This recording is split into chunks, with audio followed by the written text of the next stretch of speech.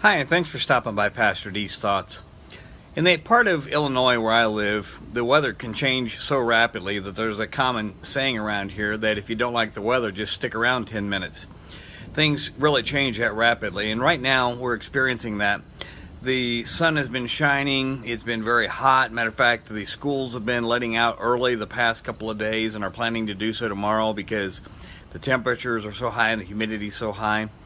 But it's been an absolutely beautiful day today. The sun's been shining. I mean, it's just been gorgeous.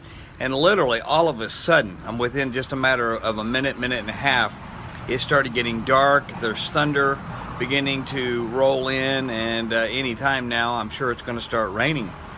And I was sitting out here on my front porch enjoying a little bit of weather before the storm hit, and I got to thinking about how that applies to people's lives.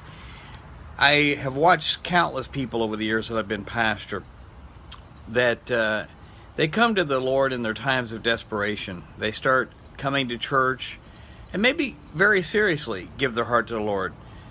But then they pray and ask God for a better job, a better situation, and all of a sudden the waters smooth out, sailing becomes smooth, and suddenly they don't need God anymore.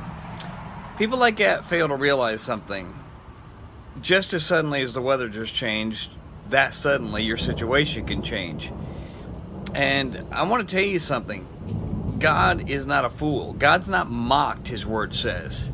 And so many people treat God so flippantly, so carelessly, thinking that they can just put God on a shelf and treat Him like He's a genie in a lamp that they can pull out like Aladdin's lamp and just call on this genie whenever they need Him. God's not foolish like that. Now, I'm not saying God's not merciful and He might not be there and He might not answer, but the truth of the matter is He's not obligated to. We are called to serve God, not for God to serve us.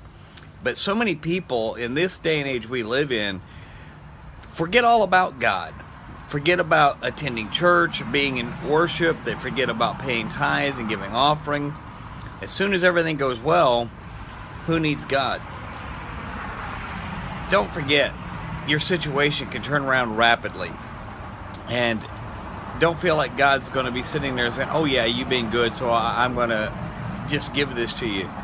Sometimes things come to us because that's what we've sown. The Bible is very clear. What we sow, that's what we're going to reap. And I want to just caution people. Serve God in the good times and the bad times. Serve God in the times of plenty. Serve God when it's scarce. Serve God when it's smooth sailing. Serve Him when the storms are there. God is God all the time, and we need Him all the time just the same. Whether or not you're walking in the blessings right now, that doesn't mean you can set God aside. You still need Him, and we need to serve Him because it's our testimony in those good times that will reach other people. It's our moaning and groaning in times of despair that does more damage to the church, to the body of Christ, than anything. That's my thoughts for today. You think about it. Let me know what you think. God bless you and have a great day.